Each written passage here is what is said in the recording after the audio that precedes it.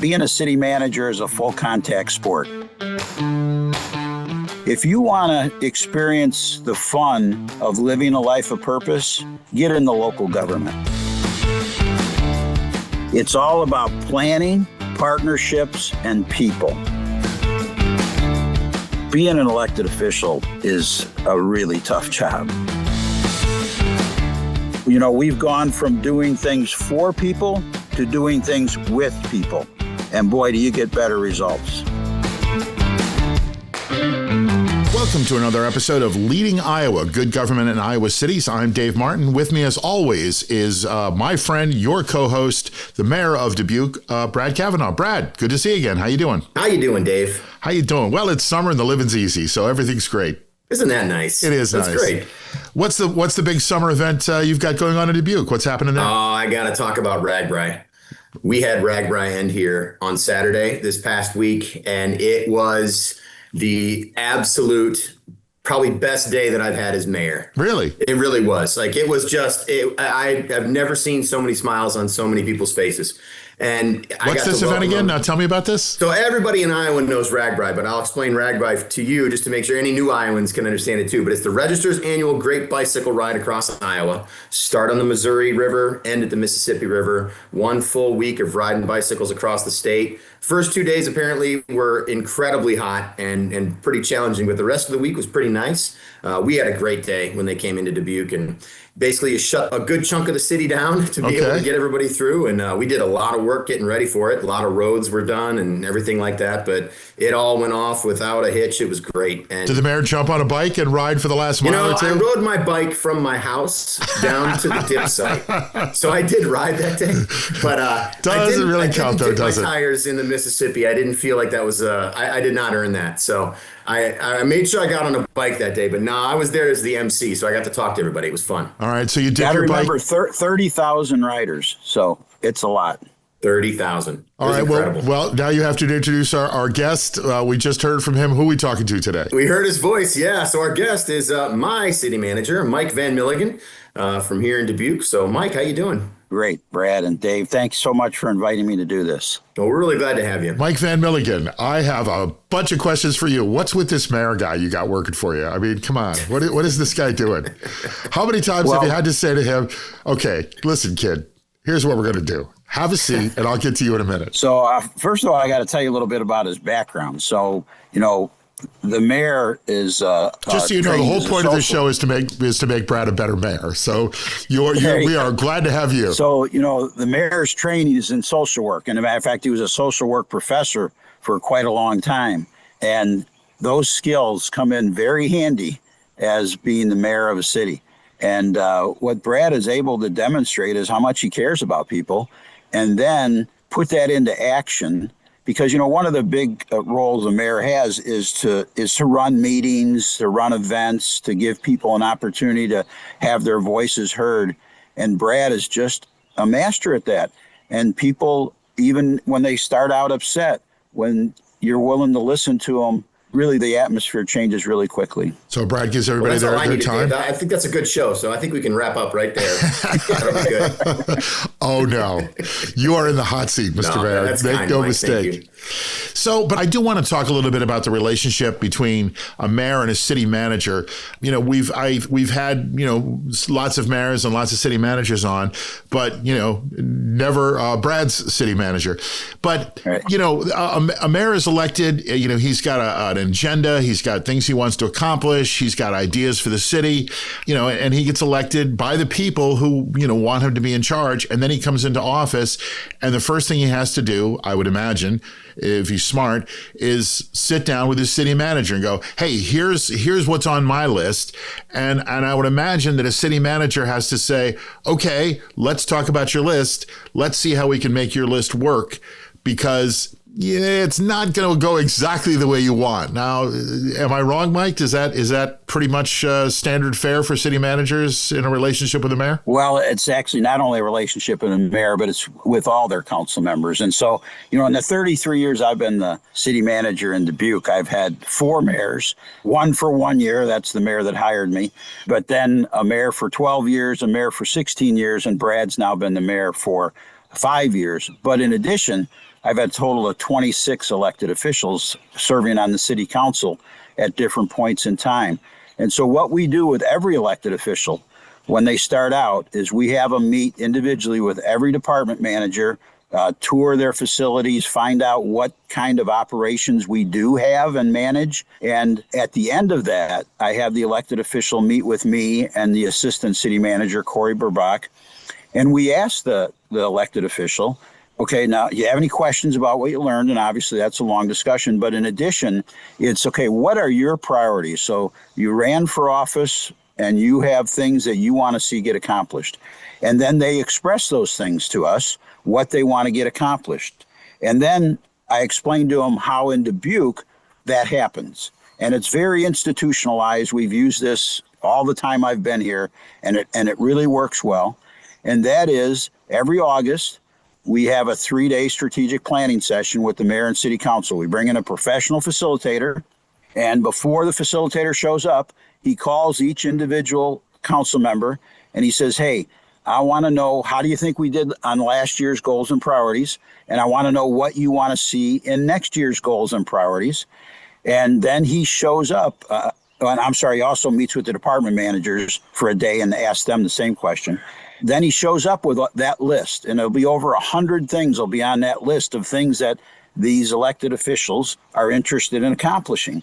And so they know by the end of the 3 days, they can have about 10 or 12 things left on that list as priorities for the next year. Because as I tell them, if everything's a priority, nothing's a priority. And so the first thing they do in that 3 days is they agree on a set of 5-year goals. Then they start going through that list of over 100 things. And by the end of that 3 days, they narrow it down to 10 or 12 things that a majority of them believe should be the priority for the next year. And without failure, every council member that I've worked with over these 33 years has said, this is a good process. Now, I will tell you that this was very early in my career, so that person's no longer around anymore, told me, I'm not showing up. I'm not going to sit around in a circle and sing Kumbaya with everybody. And I said, I'll tell you what, just show up one time. And if you think it's worthless, don't ever come again. He said, I'll do it. Showed up.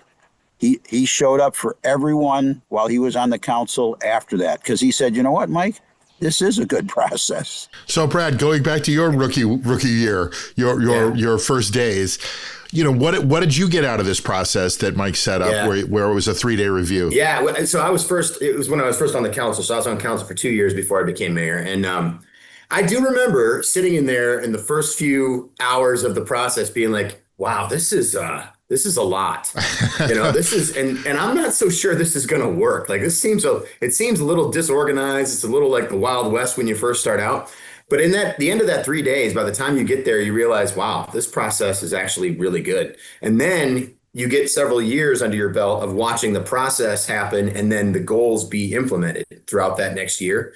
And I'm telling you, it really does work. I would strongly suggest this for any other city to think about this as a process every single year. I will say it's time intensive. That's one of the hard things. We're all essentially volunteers in the roles that we have. Most city councils are like this. We have, we get a stipend for the work that we do, but a lot of us have other things going on, other jobs. And this is sort of it's a part-time thing, but the time is well worth it. And I just think it's a good service to the community. I think that I'm really glad that Mike has stuck with this in his time as city manager, because I think it has shown over and over again that it works really well. So, Mike, 33 years as city manager of Dubuque. You said 4 mayors. Is it hard to be a city manager and adjust to, 4 different kind of bosses, if you will? Probably there have been a Democrat and a Republican, different parties. Does it affect the way you do your job? Absolutely, it does, because everybody has a different personality, and you do have to adjust to people's personalities. They don't have to adjust to mine. But you're there. You've seen them come and go, 32 years, 4 mayors, but you're the constant. Yeah, well, there is truth to that. But no, you have an obligation. I mean, it's just like in your day-to-day work as you're working with residents. Every resident feels differently. They communicate differently, some electronically, some they want to be sitting across the table from you.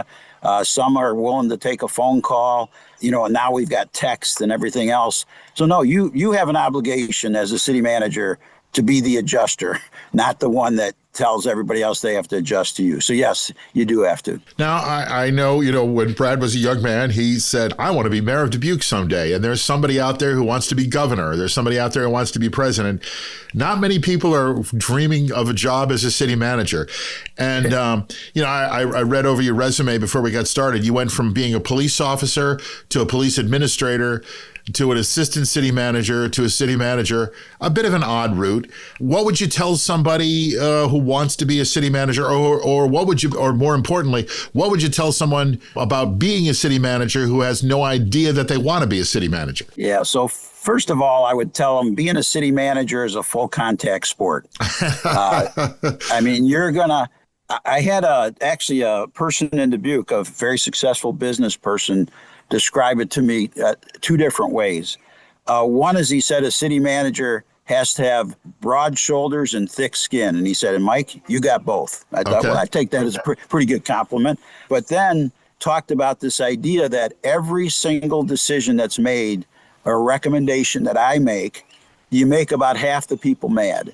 And he said, the problem is, on every different recommendation, it's a different half of the people. So he said, over time, you've pretty much made everybody mad about something. And so that gets back to this idea that it's a full contact sport. But one of the books I remember reading a long time ago was a book called Never Eat Alone. And it reminded me of the Thomas Jefferson, and I'll paraphrase it, is he said, it's hard to hate somebody that you've broken bread with. So over the years, I have a full-time schedule of my lunch schedules are having lunch with different people. And, like the president of the chamber and the director of the Greater Dubuque Development Corporation and I meet with the school superintendent every month. But you could go on and on. There's probably about 25 people on my list. Now, I have to admit, since the pandemic, I'm not as good as I used to be, but I still do it. Okay. But this idea that you have to sit down with people and get to know them on an informal basis. So when, excuse my French, the shit hits the fan, they know you already. And they're not wondering, why are you calling them? Or, what's this person about? They know what I'm about and I know what they're about. So I got to ask, where's your lunch spot? Where do you go? Where do you take people? Well, so it depends. Okay. So I know some people are a nice restaurant type people. Right. We go to Caroline's at the Hotel Julian. But funny enough, I had dinner with the mayor there. Yeah, there you go. Yeah. My preferred place is the Sunshine Restaurant, which is just a local, breakfast place that every little town has in America. That's my favorite place. So the people that I know I can get away with going there with, we go to Sunshine Restaurant. There you go. Well, what would you tell somebody about being a city manager, about that as a career?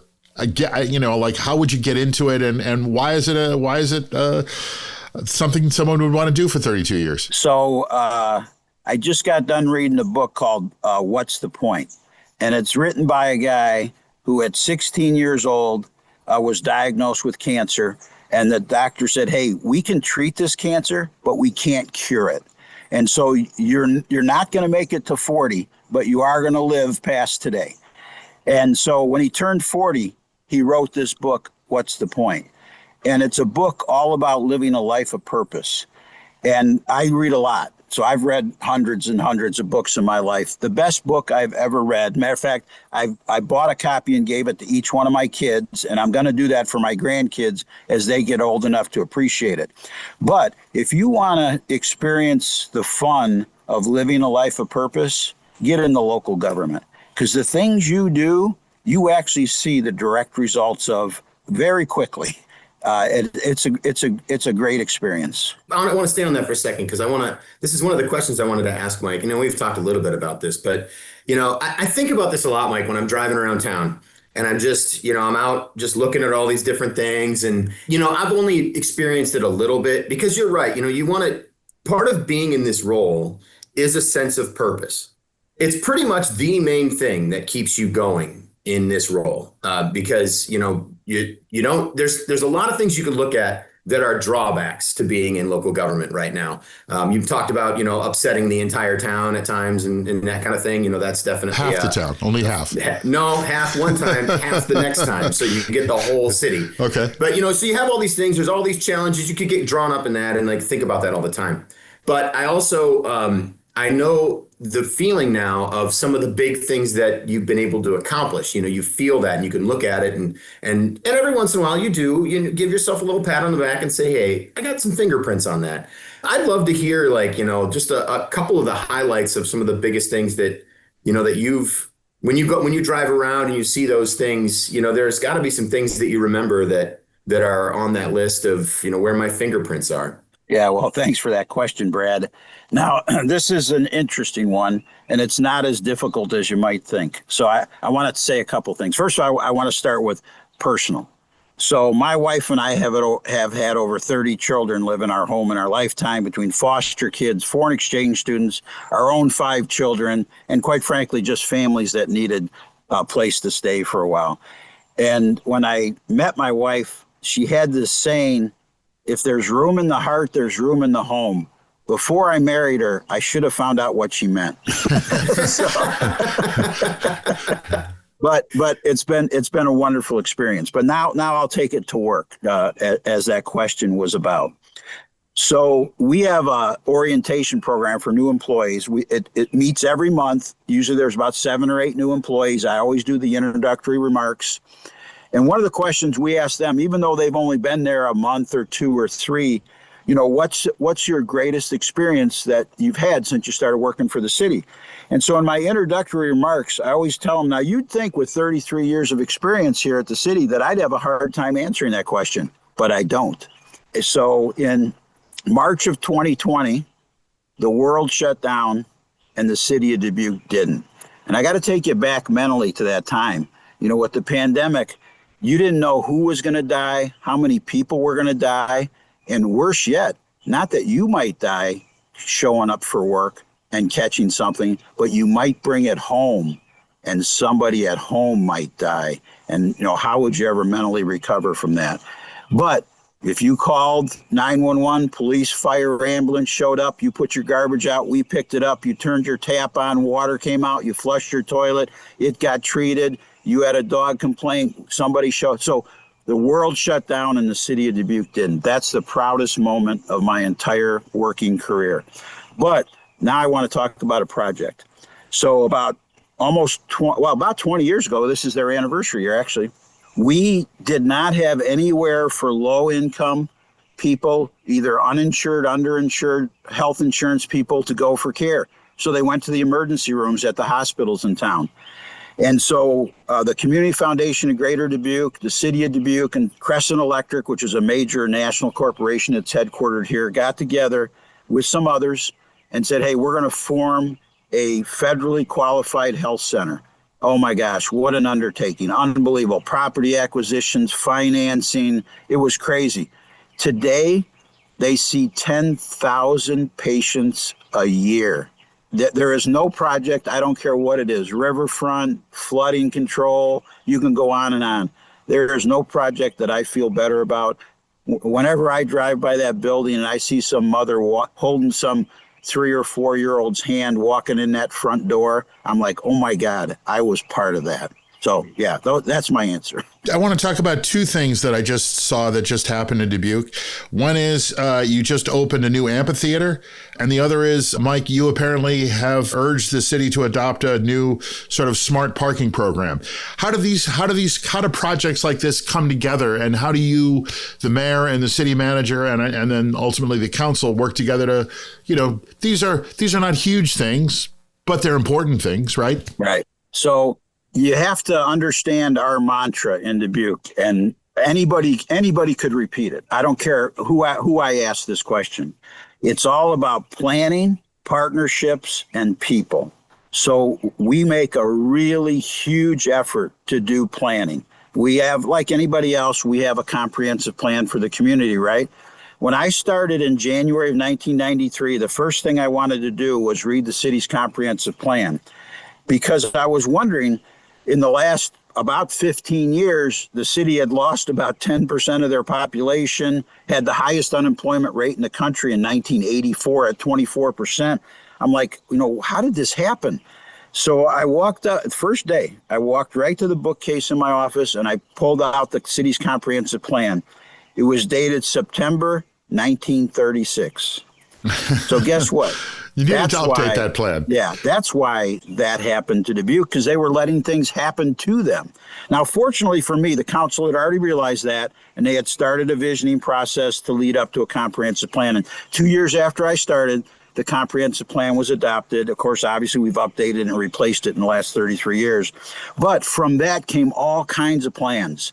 An industrial park plan. We invested over $23 million in 1,500 acres of industrial parks. 80% of the businesses in those industrial parks today are local businesses that needed a place to expand. So it's not all about, hey, let's bring in new companies. We did a riverfront plan. We've had over $500 million in investment in our riverfront plan. We did a stormwater management plan. We did a $250 million project to save our lowest income census tracts from flooding. We had 6 presidential disaster declarations in 11 years. I mean, that's how bad it was for these neighborhoods. My point being is planning, partnerships, and people. And so you asked about the amphitheater. So we have what we call a Chaplain-Schmidt Island redevelopment plan. That's a island we own right in the Mississippi River. And part of that is to make it an entertainment mecca. We own the casino that's there. Very unusual. There's only 2 publicly owned casinos in the United States. We're one of them. We own our own casino.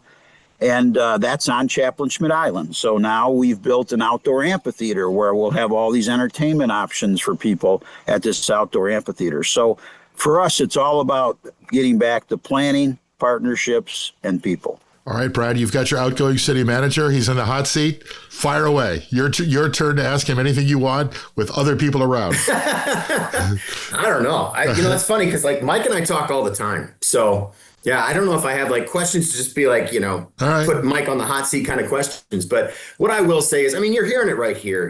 When you work with somebody who's had the level of institutional knowledge and experience that Mike has had, and the people that he's worked with, and the fact that you've had all these different experiences, for me personally, it's been career changing. I get a chance to just sort of soak this up all the time when I'm around Mike and the rest of the team that he's put together.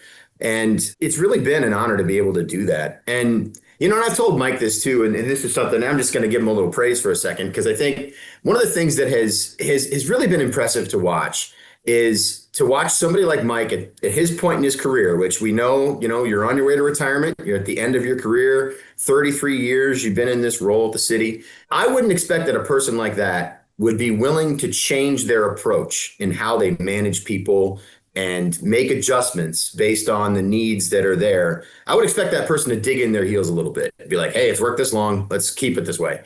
But Mike has been really active about, especially when it comes to cultural improvement within the city organization, to be able to say, all right, there are some things that aren't working. How can we change? And what do I need to do to change as a person or as a professional to do some of those things? And I've never really seen anybody do that before in my career. So I've told Mike this. I've been really impressed by it. I think it's something that it takes a really impressive level of self-actualization, I would say, and emotional intelligence to be able to do something like that. And I've seen him do it.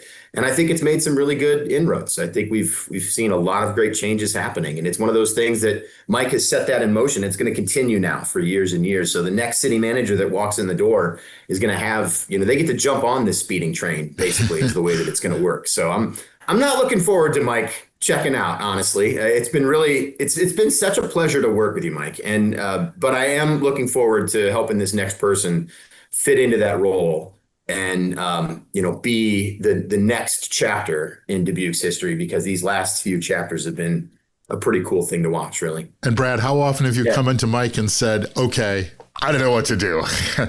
I got an idea. I got a problem.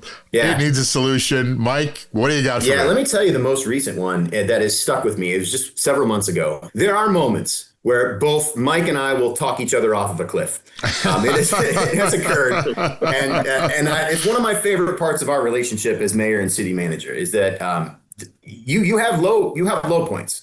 And everybody's going to have them. And you need somebody to be able to go to and say, all right, I trust you to give me the right advice here. And, I went to Mike and I said, because there are times where I think as a mayor, you struggle to figure out what the community is saying to you, because you're getting so much noise and so many different things from so many different directions, so many voices that you're trying to figure out, okay, what's happening? What do people want? Because I thought we were doing these things that people wanted, and then they don't even want those things. So what is it that people want? And I sort of vented this frustration to Mike one day on a phone call. And I remember very clearly, Mike said, Brad, there are going to be those times when that happens. And what you need to make sure that you do is remind yourself to always do the right thing. And that right thing might look different each time, but you have to do the right thing. You have to do the thing that's going to be the best for the people of Dubuque for the long haul. You're always playing that long game. You're always thinking about the generations after you. And I really appreciated that advice. It was really helpful for me at the time. All right, Mike, you've got the mayor on the hot seat now. Your turn. What has been the most impressive thing about his growth in 5 years as mayor? So I guess I got to say a couple things. So, sure. Being an elected official is a really tough job. And I am so thrilled that people are willing to step up to take on that role. And we've been fortunate in Dubuque. We've had a lot of good people that have been willing to do that. But if I remember correctly, Brad, originally, I think you were looking at some kind of state office. I first ran for the Iowa House of Representatives and lost in that primary before I ran for city council. Yeah. And so I would say that's the best thing that ever happened to Dubuque. I'm sorry, Brad, that he lost in that primary, because that got Brad to think, okay, I still want to make a contribution. How can I do that? And then he ran for city council and got elected. And then after that, ran for mayor and got elected. And as I mentioned earlier in this discussion, Brad just has the ability to connect with people. And I'm even talking about people that show up at a city council meeting and they're just mad about something and they want to walk up to the microphone and express that. And the way Brad approaches that with the welcoming the person to the meeting and connecting with the person is just fantastic. But he does that on a routine basis. Brad is everywhere all the time. And I'll be honest, I don't know how he does it. Now he was in the beginning. He was a professor at the university, and he left that position. But then he became a small business owner, which I think is harder and more time consuming to own your own small business. But Brad, not only is he willing to be at everything he can possibly be at in town, but we ask a lot of him as far as travel. So he was the president of the Iowa League of Cities. So guess what? He was always going to meetings in Des Moines and leading committees and working on our legislative agenda for the state with our elected officials at a very challenging time, quite frankly, but also Washington, D.C. Brad, I don't know. I think you go to Washington, D.C. probably 3 or 4 or 5 times a year to meet with not only elected officials, but staff members. His level of commitment to this position is just fantastic. Well, you didn't get us to grill each other, Dave. It didn't work very well. No, not at all. Well, all right. We like to wrap up the show with a few questions we like to ask everybody. I get to go first, and I get to ask this of you. Mike Van Milligen, what makes Dubuque a real, true Iowa city? Well, I know this is a standard answer, but I'm going to use it. It's the people. The people who live in Dubuque, they care tremendously about their community, and they're willing to show that care in practice. And I'll tell 2 examples. So the University of Dubuque wanted to start a new medical school. The first medical school started in the state of Iowa in over 100 years. And a local donor donated $65 million to make that happen. And it's going to open in about 18 months. And wonderful for Dubuque, it's going to be in downtown Dubuque. So that's a big picture item. Sure. But I want to tell you a different item. So we had an area of our community, the 2 poorest census tracts, that had 6 presidential disaster declarations for flooding in 11 years. So guess what? They knew every couple of years they were going to flood out. And so what the mayor and council didn't say, hey, we know the answer, here's what we're going to do. They formed a 40-member citizen task force from that neighborhood, said, hey, we're going to hire an engineering firm to help you, but we want to know what's causing the problem and what are our options to solve it. And they came up with that 40-member resident citizen committee came up with a $250 million plan to save them from flooding. They said, hey, we don't want some drainage ditch in our neighborhood. We want a beautiful landscaped linear park that's also going to deal with flood protection. And that happened. But guess what? Then you had to pay for it. So then the council added to that committee a bunch of people from churches, schools, businesses, and said, okay, how are we going to pay for it? And they came up with an idea to start a stormwater fee that everybody in town pays. Whether you're a school that doesn't pay property taxes, you pay the stormwater fee. So my point is, what makes it a great place? Bringing people together to problem solve, to work together, planning partnerships and people. That's the partnership and the people part. Well, our next question we'd like to ask everybody is something you've talked a lot about. So maybe you can add like just maybe one more piece to it, but it's the question of what does good government look like in Dubuque, Iowa? So there's the National Civic League gives an annual award to 10 cities called the All-America City Award. The city of Dubuque has won that award 5 times. There's only been a couple of communities in the entire country that could say that, a handful. And it's called the Academy Award of Public Engagement. So what Dubuque, I would say, specializes in is interacting with the residents to find out what do you want and how do you want it to happen. And I want to give a very current example, data centers. I'm reading about all over the country, people walking up to the microphones and screaming at public meetings about what they don't like about data centers or don't do it and all that. So when the mayor and city council said, hey, we want to create a data center ordinance, so someday when somebody shows up and says we want to build one here, we already have all the rules established. So what the council had us do was we sent a survey to every home and business in town. So we mailed out over 20,000 surveys and said, what do you think about data centers? And we had a bunch of information on that survey. And then in addition, we've had 2 public meetings where, no, you don't walk in and walk up to a microphone and scream. What you do is we have tables of 10. Each table has a scribe and a facilitator. You sit down at a table with 7 of your other citizens, and you have a conversation about it. And we write down the points you make in your conversation. The first one, we had 260 people show up. The second one, I think we had about 160 people show up. But everybody got to have their voice heard. They didn't have to just have somebody walk up to a microphone and say something that maybe they didn't agree with, but they didn't want to walk up to that microphone. So what we try and do is public participation is our core value. Wow. That's a lot of public participation. Again, we're going to go back to something we've gone over several times, but I want to get something a little different. Tell me about a good government project that in your city that you got through that you're really excited about. And, what I'd like to hear from you is maybe a small project that had a big impact. Wow, that's a tough question after 33 years of have been dozens of those. Yeah. This is the one I'll pick. So there was a not-for-profit in town that started something called the Multicultural Family Center. They had 500 square feet of rented space and 1 part-time employee. Actually, it was an AmeriCorps employee. And the mayor and city council started seeing their results of bringing people together, people that we were not normally hearing their voices, disenfranchised people. And the mayor and council said, hey, we're going to partner with these guys. So since then, that not-for-profit board of directors still exists, but they're now in I can't even remember, I think it's 10 or 15,000 square foot building that the city bought and remodeled and provided to them. Then the city budgets for the employees that work in the Multicultural Family Center, which there's, I think it's 3 full-time employees now, including an executive director, and then several part-time employees. And we work with the not-for-profit board in that the mayor and city council provides the employees in the space, but the not-for-profit provides all the programming. And they raise the money in the community to do the programming.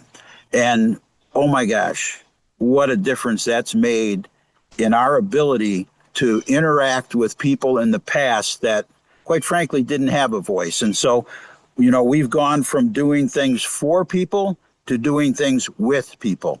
and boy, do you get better results. Sure.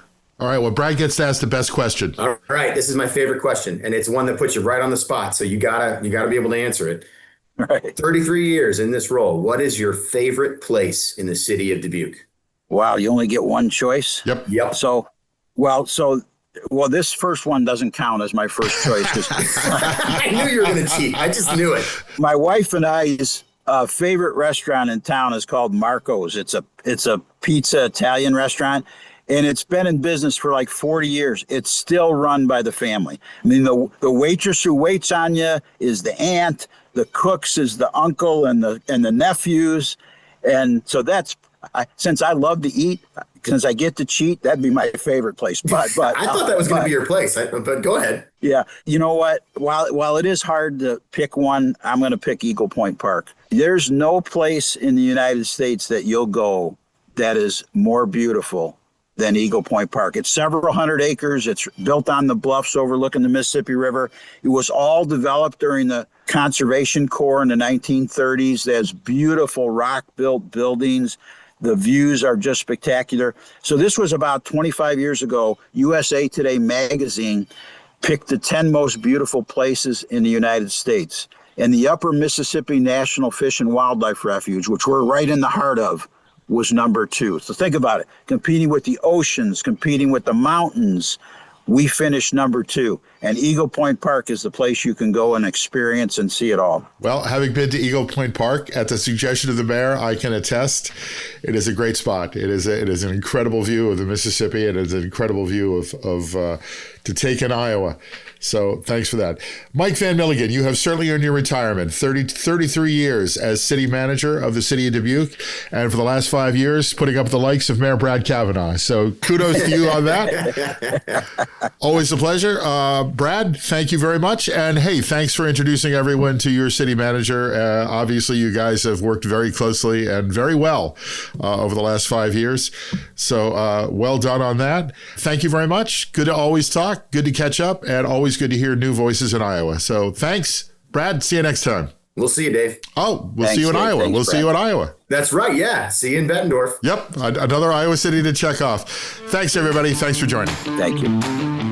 Now that you've listened to Leading Iowa, Good Government in Iowa Cities, make sure you listen to The Good Government Show, another show from Valley Park Productions. On The Good Government Show, I talk with mayors, commissioners, and leaders from across government about what works.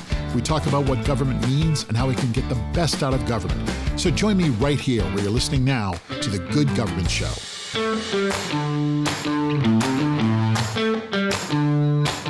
That's our show. Thanks for listening. Join us again right here for the next episode of Leading Iowa, Good Government in Iowa Cities. Make sure you like us and share us with your friends. Follow us on Facebook. Leading Iowa is a Valley Park production in association with the Iowa League of Cities. The show is executive produced by Katie Wheeler and Brad Cavanagh for the Iowa League of Cities. Jim Ludlow, Dave Martin, that's me, and David Snyder are executive producers for Valley Park Productions. Our show is edited and produced by Jason Stershic.